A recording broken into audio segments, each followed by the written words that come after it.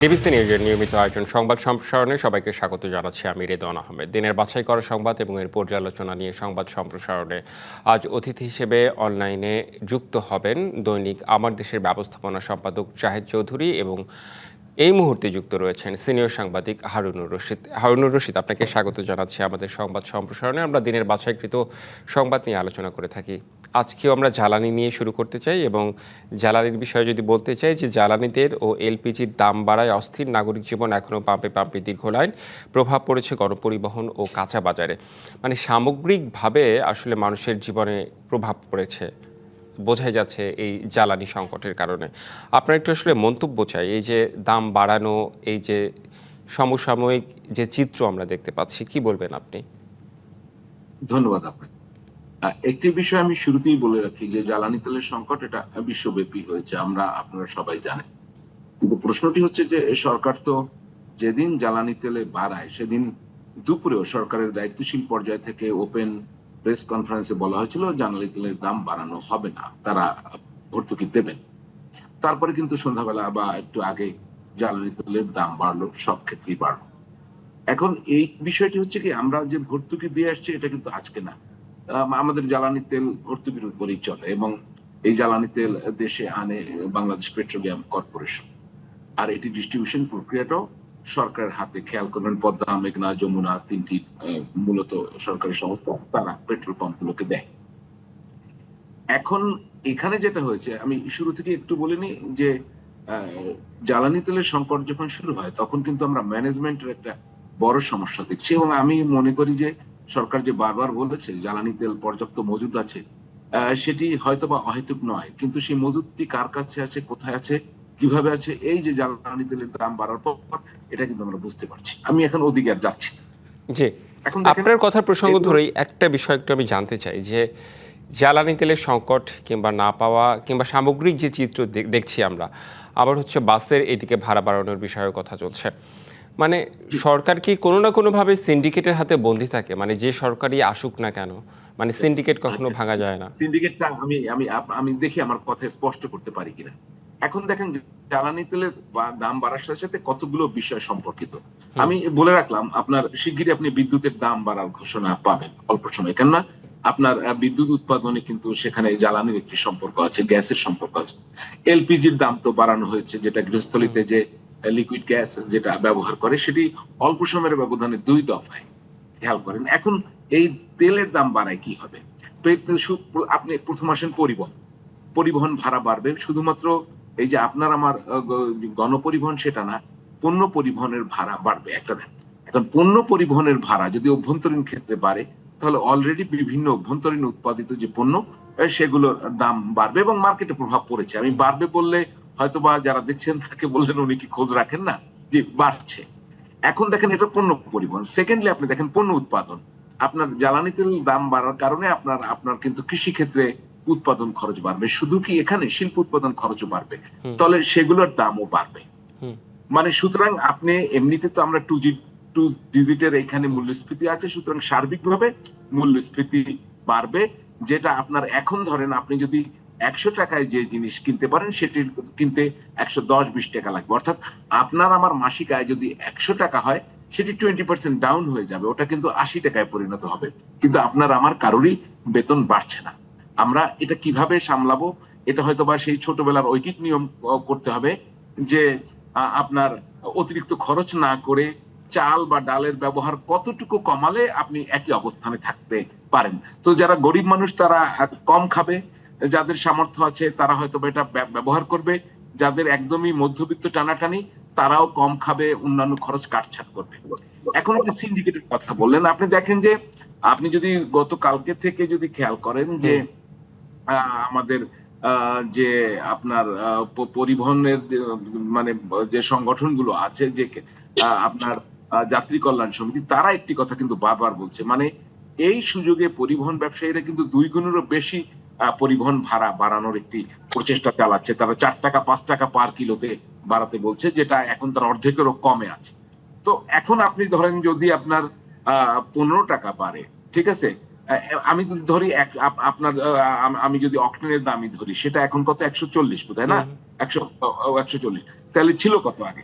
সেই পার্সেন্টেজ হিসাব করে আপনি বাড়াতে পারেন, তাতে 15 পয়সা বাড়ে। আমরা হিসাব করে দেখছি যে কিলোমিটার প্রতি 5 থেকে 7, 8, 15 পয়সা বাড়ে। জি। সেখানে তারা কিভাবে 2.5 টাকা, 3 টাকা বা 4 টাকা বাড়ার প্রস্তাব করে। হুম। এটি একটি সিন্ডিকেটেড ওয়েতে, অর্থাৎ আপনি খেয়াল করবেন তারা কতটা সিন্ডিকেট। আমাদের এক মন্ত্রীকে কিন্তু আমরা ঈদের সময় দেখছি পরিবহন ব্যবসায়ীদের পক্ষে কথা বলে। আমি বলছিলাম একটা জায়গায় যে আপনার তো পরিবহন ব্যবসায়ীদের ডিফেন্ড করার জন্য আমরা মন্ত্রিত্ব আপনাকে বসানো হয় না। আপনি যদি মনে করেন এখানে সংকট আছে, আপনি বলবেন যে আমি এগুলো অ্যাড্রেস করব, আমি অভিযোগগুলো দেখছি।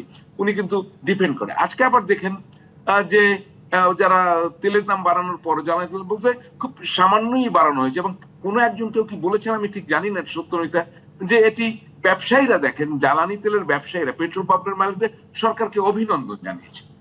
এটি একটি ভর্তুকি খাত, দীর্ঘদিন ধরে চলে আসছে। আপনি হুম। ইচ্ছে করলেই কিন্তু এখানে মূল্য সংযোজনের নামে ইচ্ছে করে বাড়াতে পারেন না। আরেকটি বিষয় আমি এখানে বলে রাখি, আপনি এভাবে ভর্তুকি দিচ্ছেন কেন? এই ভর্তুকির বিরুদ্ধে আমি বারবার কথা বলেছি আমার এই সাংবাদিকতা জীবনে। আমি বলি, আপনি যখন জ্বালানি তেলে ভর্তুকি দিচ্ছেন, কাকে দিচ্ছেন? এই ভর্তুকি কে নিচ্ছে? যার 5টি গাড়ি, সে পাচ্ছে বেশি। হ্যাঁ, কিন্তু তার কিন্তু বেশি দামে জ্বালানি তেল কেনার সক্ষমতা আছে। তা আপনি কি ভর্তুকির একটা ন্যায়ত স্ট্রাকচার কখনো করেছেন? জি। এই সরকার 2 মাসে করতে পারতো কি পারতো না আমি জানি না, অতীতেও করা হয়নি। অর্থাৎ ভর্তুকি কোথায় প্রয়োজন? গণপরিবহনে। খেয়াল করেন, আপনি আমি যে বাসে চড়ি সেখানে ভর্তুকি দেবে, ভাড়া বাড়বে না, সবাই সুবিধা পাবে। কোথায়? কৃষি ক্ষেত্রে, যেখানে কৃষকের আসলেই ভর্তুকি প্রয়োজন তাকে দেওয়া হবে। এখন যে ভদ্রলোকের 5টা গাড়ি চলে, যার বিলাসবহুল গাড়ি রয়েছে, আপনি দেখেন যে আমাদের এখানে প্রচুর বিলাসবহুল গাড়ি রয়েছে উচ্চ দামের, হুম। একটা 2500, 3000 সিসি একটা জি। গাড়ি। সাধারণ যারা মানুষ তারা কিন্তু, যারা প্রাইভেট কার চালান 800 সিসি, ওই 3000 সিসি গাড়ির মালিক তার কত লিটার তেল লাগে? আপনি কিন্তু আপনার আমার পয়সায় ভর্তুকি দিচ্ছেন। আমি সেটাই বলি, ভর্তুকিটাও আবার ন্যায়ত দেওয়া উচিত। এগুলো দীর্ঘদিনের একটা সংকট তৈরি হয়েছে, এবং জি। ওভারঅল কিন্তু আপনি দেখেন জিনিসপত্রের দাম সব বেড়ে যাচ্ছে। বেশ সবচেয়ে কিছু চিড়ে গুরুত্বপূর্ণ চ্যাপ্টা তথ্য হবে আসলে সাধারণ আপনার কথায় উঠে এসেছে। আমাদের সঙ্গে সাধারণ আরেকজন অতিথি যুক্ত হয়েছেন। আমরা একটু তার কাছ থেকেও শুনে আসতে চাই। জাহেদ চৌধুরী, আপনাকে স্বাগত জানাচ্ছি। আমরা জ্বালানি নিয়ে কথা বলছিলাম। দাম বাড়ানোর পরও যে চিত্র খুব একটা বদলেছে সেটি আসলে হয়নি। বরং অন্যান্য জিনিসের দাম, পণ্যের দাম আরও বাড়বে সামনে। সেটি হচ্ছে ধারণা করা হচ্ছে। আপনার কাছ থেকে একটু মন্তব্য জানতে চাই। ধন্যবাদ আপনাকে, ধন্যবাদ আমার সহ-আলোচক হারুনকে। যে বিষয়টি হারুন রশিদকে যে বিষয়টি অবতারণা করেছেন, এটা নিয়ে দুই ধরনের বক্তব্য। আমি যেটা বলবো, এখানে একটা বিষয় আমি একটা জায়গায় একটু ভিন্নমত পোষণ করি কিংবা বলতে চাই। যেটা দেখেন যে এই সরকার 50 দিন, তার ইরান যুদ্ধ শুরু হওয়ার পর 28শে ফেব্রুয়ারিতে যুদ্ধ শুরু হয়েছে, তারপর 50 দিন জ্বালানির মূল্য বৃদ্ধি করেনি। যদিও আন্তর্জাতিক মার্কেটে প্রথম সপ্তাহে দেখা গেছে যে 85টি দেশ জ্বালানি তেলের মূল্য বাড়িয়েছিল, কিন্তু আমাদের বাংলাদেশে এই দাম বাড়ানো হয়নি। 50 দিন পর্যন্ত সরকার আগের দামেই ভর্তুকি দিয়ে, দিনে 166 কোটি টাকা ভর্তুকি দিয়ে আপনার মূল্য একই জায়গায় রেখেছিল। এইটার এক ধরনের প্রতিক্রিয়া ছিল। আমরা হয়তো এটা নিয়ে মানে সমালোচনা, এটাকে আপনি পজিটিভ ভাবে দেখছেন না নেগেটিভ ভাবে দেখছেন? আমি মনে করি, আমি ব্যক্তিগতভাবে মনে করি যে এইটা সরকারের একটা পজিটিভ ডিসিশন ছিল। যদিও এটা অনেকে এটার সাথে দ্বিমত পোষণ করেন, শক্তভাবে করেন, কিন্তু আমি আমার যুক্তিটা বলি যে আপনি দেখেন জ্বালানি তেলের জন্য আপনি পাম্পের সামনে দীর্ঘ সারি, এটা এক ধরনের বিষয় ছিল, এটা নিয়ে এক ধরনের সমালোচনা ছিল, হয়রানি হচ্ছিল, এটা এক সমালোচনা ছিল। কিন্তু এটার সাথে সরাসরি হয়তো 20,000 লোক জড়িত ছিল, না হয় 2 লক্ষ লোক জড়িত ছিল। কিন্তু আজকে যখন আপনি জ্বালানির মূল্য বাড়িয়ে দেওয়া হলো, তখন বাংলাদেশের এই 20 কোটি লোক এর সাথে সম্পৃক্ত হয়ে গেল, সাফারার হয়ে গেল। এই 20 কোটি লোকের উপর এর প্রভাব পড়লো। আপনি সর্বত্র এটা প্রভাব পড়বে। এবং আমি যেটা মনে করি, শুধু তাই নয়, আপনি দেখেন যে 15% যদি জ্বালানির মূল্য বৃদ্ধি করা হয়ে থাকে, যেখানে করা হয়েছে, সেইখানে আপনি বাসের ভাড়া 15% বাড়িয়ে দিচ্ছেন। তাইলে বাস কি শুধুমাত্র জ্বালানি চলে? এটা কোনো ক্যাপিটাল ইনভেস্টমেন্ট নেই, এটা শ্রমিকদের মজুরি নেই, মেনটেনেন্স নেই, চাকার দাম নেই বাসের। এই জাতীয় প্রত্যেকটা ক্ষেত্রে এই কাজটি হবে, যে আপনি জিনিসের দাম দেখা যাবে 15%, 20%, 30% এটা বেড়ে যাচ্ছে, যেখানে এটা 5%, 2%, 1% এখানে জ্বালানির কন্ট্রিবিউশন। আপনি যদি সবজির বাজারে দেখেন, আচ্ছা, ওই জাহেদ সবজি চৌধুরী, একটু পরিবহনে আপনার কথা যে প্রসঙ্গে দাম আমি বাড়ার বলি। কথা সেটা আমি কথা। ধরে So, আমি যেটা বলতে চাচ্ছি, সর্বক্ষেত্রে বিদ্যুতের ক্ষেত্রে বলেন, আপনি সমস্ত ক্ষেত্রে এটার যে ইম্প্যাক্ট পড়বে, সরকারের পক্ষে এটাকে সামাল দিয়ে সত্যিকার অর্থে সাধারণ মানুষের পক্ষে যায়, সাধারণ মানুষ এর থেকে উপকৃত হয়, এই অবস্থা বজায় রাখাটা কঠিন হবে। যে জি। কারণে সার্বিকভাবে মূল্যস্ফীতি হবে সারা দেশে সর্বত্র, এবং এটার প্রভাব আমাদের অর্থনীতিতে আরো বেশি পড়বে, যেটা শুধুমাত্র ভর্তুকি দেওয়ার কারণে একটা ক্ষেত্রে হতো, আইএমএফ হয়তো ছাড় করতো না টাকা, কিংবা এটা নিয়ে এক ধরনের সমালোচনা হতো। আজকের যদি আপনি দেখেন, কালকে জ্বালানির মূল্য বৃদ্ধি হওয়ার পর সমস্ত মিডিয়ার lead news, second lead news, সর্বত্র হই হই রই রই পড়ে গেছে যে সব গেল, অর্থনীতি গেল, আমাদের মূল্যস্ফীতি বেড়ে গেল, জিনিসপত্রের দাম বেড়ে গেল, আচ্ছা, খাবো কি, আপনার বিদ্যুতের কথার কি হবে? প্রসঙ্গ ধরেই আমি একটু বলতে চাই। আপনি খুব সহজভাবে আসলে বিষয়টি বুঝিয়ে বলেছেন। আমি একটু জানতে চাই, ধরুন তেলের দাম, জ্বালানির দাম 5 টাকা বাড়লো, সেই ধরলাম আর কি, সেই 5 টাকা অনুযায়ী অন্যান্য জিনিসের দাম, যেসব জিনিস সম্পৃক্ত এই তেলের সাথে, এই তেলের জ্বালানির সাথে সম্পৃক্ত, মানে একটা ব্যালেন্স করে বাড়ানো হবে, কিন্তু এই ব্যালেন্সটা আসলে থাকে না। মানে বাড়লে মানে সেটাই আমি বলতে চাচ্ছি, সেটা ব্যালেন্স থাকে না, এবং এই পুরো টাকাটা, আমি যেটা বলতে চাচ্ছি, এটা একটা মধ্যস্বত্বভোগীদের কাছে চলে যায়, যেটাকে খারাপ ভাষায় বললে আমরা ফড়িয়া বলি, দালাল বলি, সুবিধাভোগী বলি, মানে আরো ভাবে বললে যে সরকারের সাথে সম্পৃক্ত প্রভাবশালী, এদের হাতে চলে যায়। এটা সাধারণ মানুষ এটার উপকারটা পায় না। বলা হয় রাষ্ট্রীয় কোষাগারের টাকা আমি জনগণের টাকা কেন ভর্তুকি দিব, যেটা হারুনুর রশিদ যেটা বলেছেন যে যিনি দামি গাড়ি দৌড়ান তাকে কেন ভর্তুকি দিব, সেটা যেমন ঠিক। আবার একইভাবে যে এটা কন্ট্রোল যদি আপনি প্রপারলি করতে না পারেন, এটা যদি আপনি মেনটেন করতে না পারেন, সরকার যদি এটা প্রপারলি মেনটেন করতে না পারে, তখন কিন্তু এটার প্রভাব আরো অনেক বেশি পড়ে। প্রশ্নটা তো সেখানেই থেকে যায় যে মেনটেন করতে কেন পারে না, মানে সমস্যাটা কোথায়? সিন্ডিকেটের হাতে বন্দী সরকার। পারবে না, সেই মেকানিজম সেটা এই সরকার কেন, এটা অতীতেও দেখা গেছে, এটা কোনো সময় এটা পারে না, এটা করা সম্ভব হয় না, কারণ এটা সব জায়গায় এটা স্প্রেড করে দেয়। আরেকটা জিনিস আপনি খেয়াল করে দেখেন, আমরা এই গত 50 দিনে কি দেখলাম, যে আপনার পেট্রোল পাম্পের সামনে সবচেয়ে বেশি লম্বা লাইন হলো প্রাইভেট গাড়ি এবং মোটরসাইকেলের, অথচ এই দুইটাই চলে পেট্রোল দিয়া, যে পেট্রোলের 100% ইয়ে হলো আমাদের লোকালি এটা প্রডিউস হয়, লোকালি এটা আমরা পেয়ে থাকি, সুতরাং এটা ইম্পোর্টের কোনো বিষয় নাই। অকটেনের বলা যায় যে 70%, 66 to 70% লোকালি প্রডিউস হয়, তাইলে এই অকটেন আর পেট্রোলের জন্য আপনার এত লম্বা লাইন হবে কেন?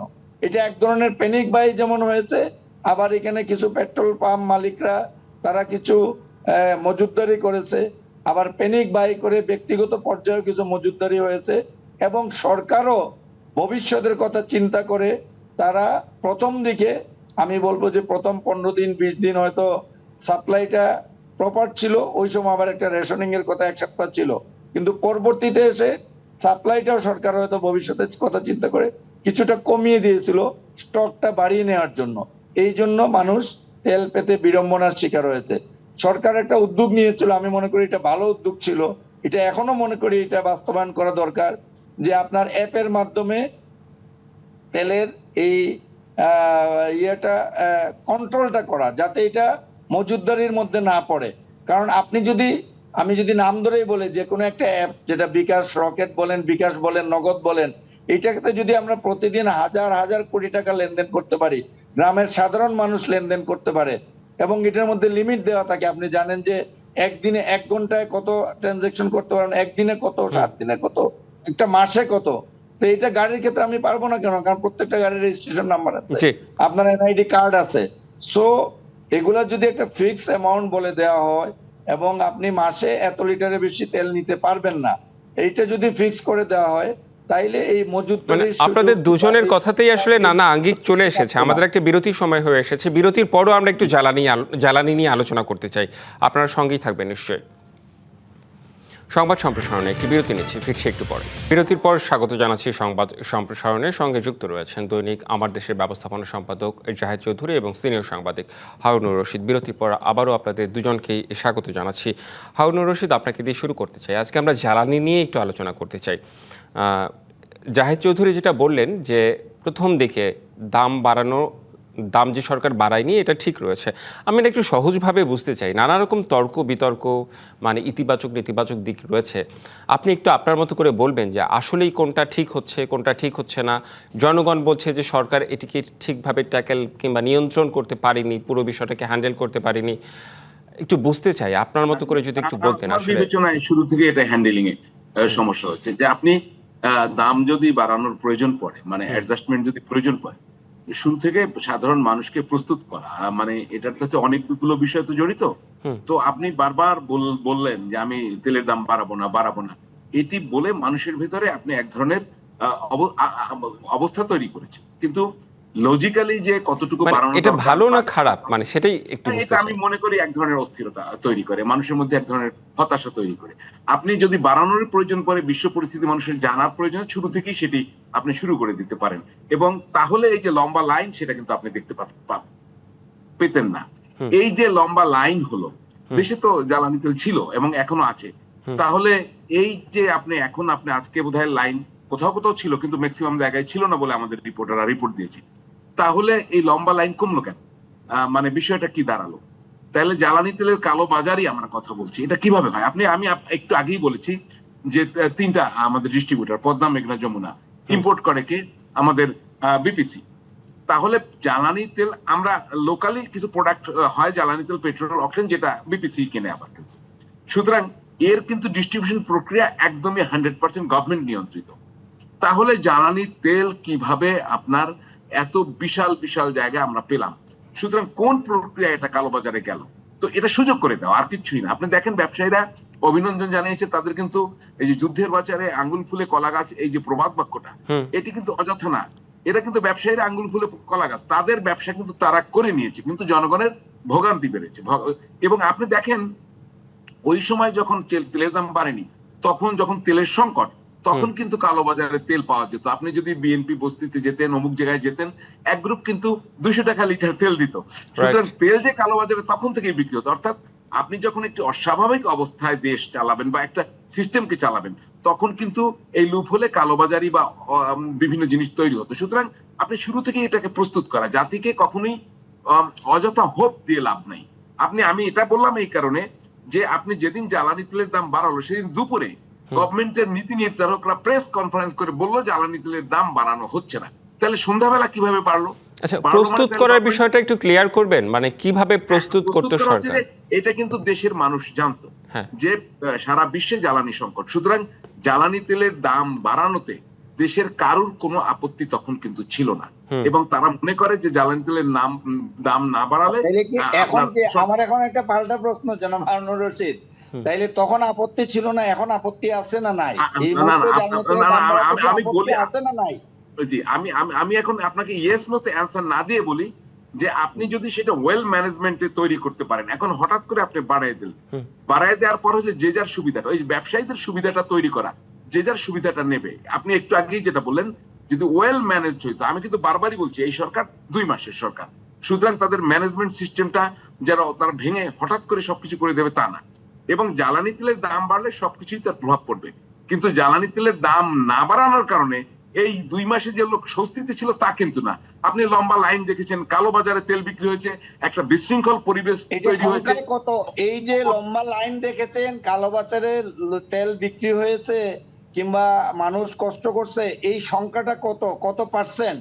আমাদের 20 কোটি লোকের এটা 5%, 10%, not more than that. But এখন 100%, বাকি 90%ও এই দাম বৃদ্ধির ফলে আজকে আপনি গাড়িতে আসবেন, আপনাকে বাড়তি ভাড়া গুনতে হবে, গণপরিবহনে আসবেন। জাহেদ চৌধুরী, নিশ্চয়ই আপনার কাছে আমরা আসবো। আপনার আপনি যে প্রশ্নটি করলেন, কাউন্টার দেন, তাহলে সবাই কিন্তু ইনভলভ হচ্ছে, সাফারার হচ্ছে। আমি সেটাই বলতে চাচ্ছি। আমি তো প্রথম দিকের বক্তব্য শোনেননি, আমি তো প্রথম পার্টের যে বক্তব্য দিয়েছি সেটা আপনি শোনেননি, এই কারণে আপনি মাঝখান থেকে ইন্টারাপ্ট করছেন। আমি শুনেছি আপনার বক্তব্য, আমি শুনেছি। আমি বলি যে আমি বলছি এটার যে প্রভাব, আমি যেটা বলতে জি, চাচ্ছি যে আপনি আপনি সেটা যেটা শুনেননি, বলছেন এটা এটা প্রভাবের স্বাভাবিক কথা। প্রক্রিয়া। প্রভাবের কথা শুরুতেই আলাপ হয়েছে। আপনার এই প্রভাব তো আপনি এড়িয়ে যেতে পারবেন না, প্রভাব তো পড়বে। তবে না, আমাদের তাইলে 2 তো আমি মাস বলবো যে আপনি 50 দিন মানুষকে অ্যাটলিস্ট স্বস্তিতে রাখতে পারেছেন। মোটেই স্বস্তিতে 50 রাখিনি। দিন 50 আপনাকে দিন বিদ্যুতের বেশি, দেশে একটা 50 দিন বিদ্যুতের দাম বেশি দিতে হয় নাই, 50 দিন আপনার ভাড়া বেশি দিতে হয় নাই, 50 দিন আপনার পণ্য বেশি দাম দিয়ে কিনতে হয় নাই। এই এখন বিষয়গুলো তো লং অ্যাটলিস্ট রানে 50 দিন স্বস্তিতে থেকেছেন। ঠিক আপনারা দুজন আজকে যেভাবে কথা বলছেন, কিংবা আমি যদি তর্কের খাতিরেও বলি, তর্ক করছেন, পুরো বাংলাদেশি আসলে এভাবেই আসলে কথা না, না, বলছে, না, বাংলাদেশের জাহেদ ভাই, যে জনগণও বলছে। জিনিসটা তার হারুনুর রশিদ, ফোর আপনার কথা সাইডে নাই। আমরা একটু শুনি, তারপর আসবো আমরা জাহেদ চৌধুরীর কাছে। নাই জাহেদ ভাই। জাহেদ ভাই, আমি একটু বলি, আপনি কাউন্টার না দিয়ে আপনার সময় আপনি বলবেন। যে এখন যেটা হবে, সরকারকে এইতে আপনি যেটা বললেন যে 50 দিন রিলিফ দিল, এই 50 দিন রিলিফ দেওয়ার জন্য এখন $200 কোটি জন্য হাপিত্তিশ করতেছে। IMF এর লোনের জন্য ধর্ণা দিচ্ছে, পাচ্ছে না। আপনি আরো অনেক জিনিস পাবেন না, আরো অনেক বিশৃঙ্খলা তৈরি হবে। এবং এই 50 দিন পর এখন ব্যবসায়ীরা তাদের লুটপাট শুরু করেছে। এই যে কালোবাজারে যে তেলগুলো ছিল, সেগুলো এখন দ্বিগুণ দামে বিক্রি করে তারা লাল হচ্ছে। আপনি তো সেই জিনিসটা বুঝতে পারছেন না। একটা ইকোনমি যেটা হয়, ইকোনমি তার পারফেক্ট নিয়মে চলে। অর্থাৎ ইকোনমিকে কখনো আপনি টেম্পার করতে যেন না। যদি এটার দাম ন্যাচারালি বাড়ে, আপনি এটাকে কৃত্রিম ভাবে আটকাবেন না। কৃত্রিম ভাবে আটকাবার পর পানির স্রোত যদি কখনো জি। বাদ দিয়ে আটকানো হয়, আপাতত রাখেন এই গ্রামকে রক্ষা করার জন্য। হারুনুর রশিদ, মোটামুটি ভাবে আপনার কথা বুঝতে পেরেছি। সারমর্মটা মোটামুটি চলেই এসেছে। আমরা একটু জাহেদ চৌধুরীর কাছে আসতে চাই। ঠিক মতো না বুঝে অনেক সময় অনেকে মন্তব্য করেন। সুতরাং ইকোনমিক্স বুঝতে হয়, ইকোনমিক্স বুঝলে এই প্রবলেমগুলো থাকে না। জি, একেবারেই গুরুত্বপূর্ণ বিষয়। এখন আমি যদি বলি, আমি যেটা বলতে চাচ্ছি, আমার কথা হলো যে হারুনুর রশিদ যে কথাগুলো বলছেন স্বাভাবিকভাবে সেটাই, কিন্তু আমি বলবো যে সরকার একটা সাহসী উদ্যোগ নিয়েছিল। সাহসী উদ্যোগ নেওয়া, এটা যদি তারা ধৈর্য ধরতে পারতো, যদিও আলটিমেটলি এই যুদ্ধের প্রভাব, আজকেও যদি যুদ্ধ বন্ধ হয়ে যায়, তাও এটার প্রভাব দীর্ঘদিন ধরে চলবে। কারণ যে প্রোডাকশন শর্টেজ হয়েছে, আজকেই আমি দেখছিলাম যে একটা রিপোর্ট আসছিল রয়টার্সের, যে টোটাল প্রোডাকশন যে শর্টেজ আজকের দিন পর্যন্ত হয়েছে, এটারই দীর্ঘদিন পর্যন্ত এটার জের থাকবে আমাদের ইয়েতে, যদি যুদ্ধ বন্ধ হয়ে যায়। সো এটার একটা যুক্তি আছে, আমি এটা অস্বীকার করি না যে আপনার স্বাভাবিক প্রক্রিয়ায় ইকোনমি যদি চলতে দেন, কিন্তু স্বাভাবিক প্রক্রিয়ায় ওইখানে আবার ওই কথাটি আসছে, আপনি বাংলাদেশের মতো দেশে আপনি ওয়েল ম্যানেজ করতে না পারলে, আপনি যতই স্বাভাবিক প্রক্রিয়া, যতই অর্থনীতির তত্ত্ব কথা বলেন না কেন, বাস্তবে যে জিনিসটা হবে যে এখন এই একমাত্র জ্বালানির মূল্য এইটুকু বৃদ্ধির কারণে যে পরিমাণ বৃদ্ধি করা হয়েছে, এর জন্য সাধারণ মানুষকে 20 কোটি মানুষকেই সাফারার হতে হবে। এবং এটা আপনি বলছেন যে 50 দিন আগে করলে কি হতো, 50 দিন আগে করলে আরো 50 দিন আগ থেকে আপনি হতে এই সমস্যাটা সৃষ্টি হতো। আর IMF এর লোন বলেন, ঋণের কথা বলেন, এটা কিন্তু সবসময় থাকে। আমি তো বলি, যদি সরকারের পক্ষে তার রেমিটেন্স ঠিক থাকতো, যদি এখন এটা থাকার সম্ভাবনাটা খুবই কম, কারণ মিডল ইস্ট অন্যতম একটা সোর্স রেমিটেন্সের, এবং আমেরিকা, ইউরোপ, আমেরিকাও সোর্স, এবং গার্মেন্টস এক্সপোর্ট আমাদের আরেকটা ফরেন রেমিটেন্স এর আরেকটা অন্যতম সোর্স। তো এই দুইটা সোর্সেই কিন্তু আমাদের হিট করেছে এবং হিট করবে এবং এটা কন্টিনিউ করবে। বাট আমার যদি রেমিটেন্স বেটার থাকে, তাইলে আমি তো বলবো যে IMF এর লোন না নিয়ে যদি সরকার দেশ চালায়, বেটার থাকবে। আপনি তো আপেক্ষিক কথা বলছেন, রেমিটেন্স কিভাবে বেটার থাকবে? আপনি যেটা বলছেন সব তো আপেক্ষিক যে থাকে। তো আমি যদি বলি যুদ্ধ যদি না বাড়তো তাহলে দেশ ভালো থাকতো, আমি যদি বলি রেমিটেন্স কিভাবে থাকবে? আপনি বলেন রেমিটেন্সটা থাকবে কিভাবে? জাহেদ ভাই একটু বুঝায় বলেন না, রেমিটেন্স থাকবে কিভাবে?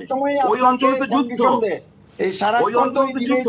আসলে আজকে আমরা যে শোটি করছি, পুরো বাংলাদেশের অবস্থায় আসলে সেরকম, মানে বাংলাদেশের মানুষও এসব বিষয় নিয়ে তর্ক করছে, বিতর্ক করছে।